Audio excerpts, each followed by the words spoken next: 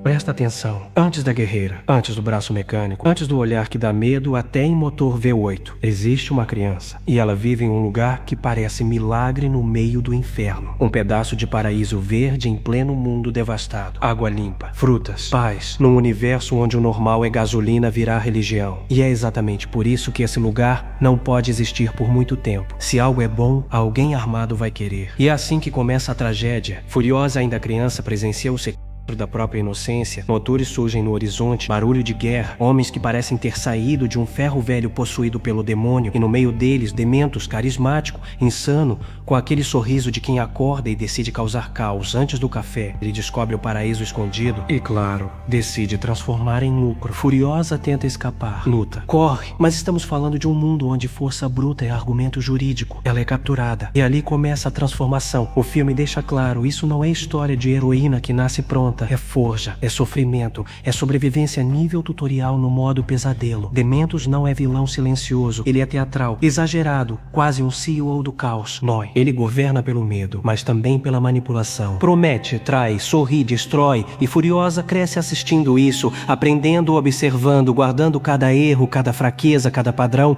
porque enquanto ele acha que está criando uma subordinada, está criando uma tempestade com memória. E o deserto não educa, ele endurece. Furiosa aprende rápido que confiar é luxo, que água vale mais que ouro, que gasolina é poder e que quem controla recurso controla destino. E aqui entra a primeira grande ironia. No mundo onde homens gritam e atiram para provar força, Furiosa aprende a ficar quieta. Ela observa. E isso assusta mais do que grito. Enquanto Dementos entra em guerra com outras facções, incluindo forças ligadas a Immortan Joe, o mundo ao redor vira um tabuleiro de violência, veículos gigantes, armas improvisadas, pessoas tratadas como peças, e no meio disso tudo, uma jovem acumulando paciência. E quando finalmente ela entrega ao domínio de Immortan Joe, o jogo muda de nível. Sai caos desorganizado, entra tirania estruturada. Joe não é só violento, ele é sistema. Ele controla a água, ele controla a produção, ele controla a crença. E Furiosa entra nesse império como peça substituível. Só que ela não é substituível, ela aprende mecânica, aprende estratégia, aprende hierarquia, aprende como subir sem chamar atenção. E enquanto todos veem nela apenas mais uma sobrevivente, ela está construindo algo, plano, resiliência e principalmente raiva silenciosa. E aqui o filme mostra algo poderoso. A transformação não é instantânea, é gradual. Cada perda, cada humilhação, cada batalha é camada. E quando finalmente vemos ela assumir funções maiores dentro da máquina de guerra, a gente entende, o deserto não quebrou ela, ele lapidou. Mas calma, porque isso é só o começo. No meio da história, ela para de sobreviver e começa a agir. Agora presta atenção, porque o jogo muda aqui. Até esse ponto, Furiosa estava aprendendo, observando, engolindo o mundo seco sem reclamar. Mas chega um momento em que sobreviver não é suficiente. Ela quer controle, e controle nesse universo significa uma coisa: máquinas. Porque no mundo pós-apocalíptico de Mad Max, quem controla o volante controla o destino. E Furiosa começa a subir dentro da hierarquia de Immortan Joe. Não pela força bruta, mas pela competência absurda. Ela aprende mecânica, como quem aprende receita de bolo. Só que o bolo explode a 180 km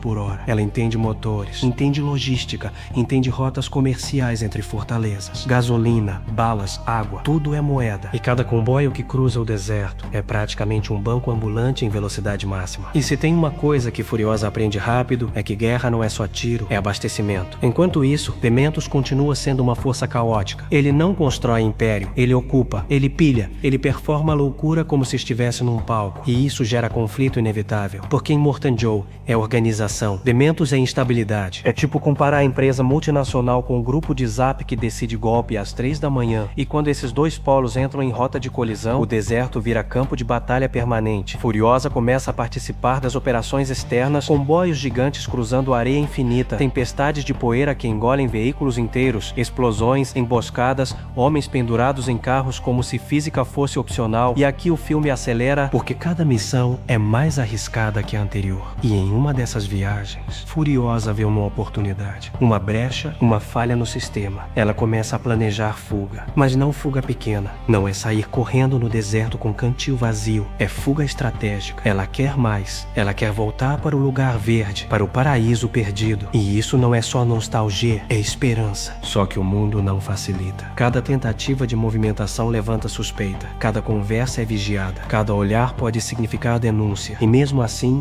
ela avança. Enquanto isso, a guerra entre Dementos e Joey cresce. Emboscadas ficam maiores. Perdas ficam mais pesadas. E Furiosa começa a se destacar. Não só como motorista, mas como estrategista. Ela antecipa ataques. Ela sugere rotas alternativas. Ela salva comboios. E lentamente ganha respeito. Mas respeito nesse mundo não significa segurança. Significa que agora você vale mais vivo. E isso também é perigoso. Tem uma sequência brutal onde um comboio é atacado no meio de uma tempestade. Areia voando, visibilidade zero, explosões surgindo do nada. E Furiosa assume controle quando o líder cai. Ela dirige como se estivesse possuída pela própria tempestade, calculando cada curva, cada obstáculo, cada inimigo. E ali fica claro, ela não é mais peça. Ela é jogadora. E é aqui que a transformação começa a ficar visível. O olhar muda, a postura muda, a voz fica mais firme. E o braço mecânico, símbolo da adaptação extrema, vira a extensão da própria identidade. Enquanto o conflito externo cresce, o interno também cresce. Porque voltar para casa significa enfrentar o que sobrou dela. Será que ainda existe? Será que o paraíso foi destruído? Será que a esperança ainda é real ou só memória bonita de infância? Mas Furiosa não tem tempo para crise existencial. Porque o confronto final com Dementos começa a se desenhar. E não é só físico, é ideológico. Dementos representa o caos egoísta. Joe representa a tirania organizada. E Furiosa representa algo novo. Sobrevivência com propósito. E quando ela finalmente decide agir contra as correntes que a prendem, o filme entra na fase mais intensa. Ela começa a arquitetar traição, movimentos silenciosos, alianças discretas, observação de padrões, xadrez no meio de explosão. E quando o plano começa a rodar, nada mais é controlável, porque no deserto, plano perfeito é mito, mas coragem estratégica é revolução. E é aqui que a história acelera rumo ao fim, porque agora a Furiosa não está mais tentando sobreviver, ela está tentando mudar o próprio destino. E isso nesse mundo é quase blasfêmia.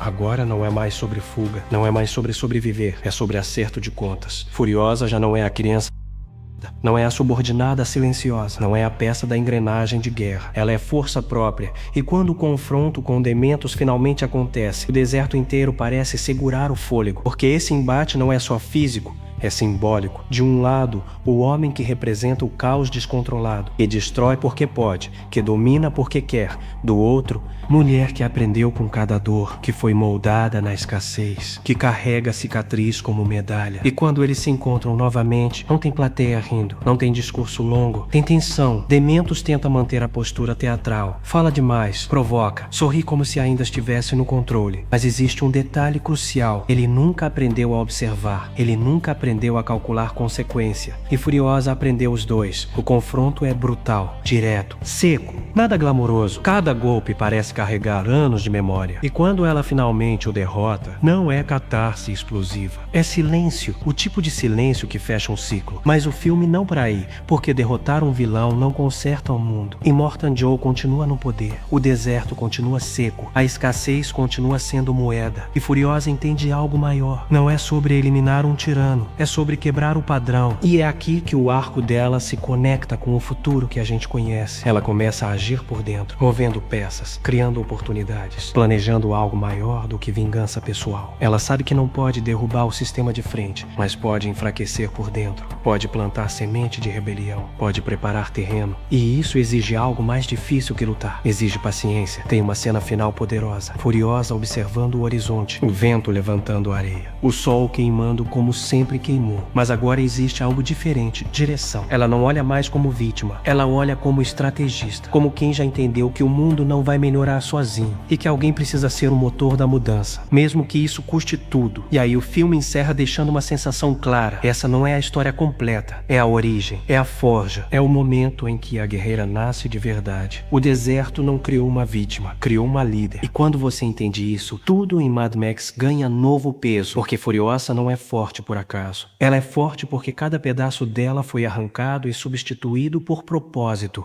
E no mundo onde água é poder e gasolina é religião, propósito é revolução.